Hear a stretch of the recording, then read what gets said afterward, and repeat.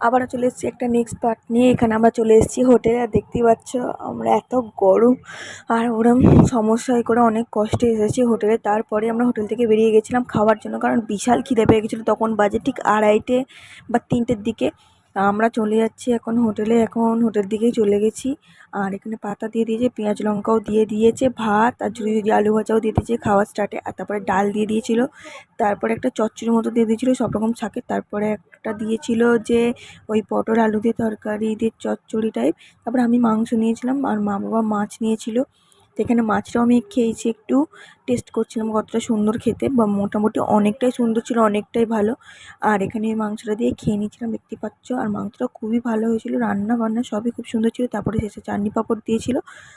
আর এখানে তারপরে আমি হাত ধুয়ে নিয়েছিলাম, তারপরে চলে যেতাম আমরা সমুদ্রে। আর সমুদ্রে যাওয়ার নেক্সট পার্টের মিনি ব্লগটা আসতে চলেছে, রেডি থাকুন। Tata bye.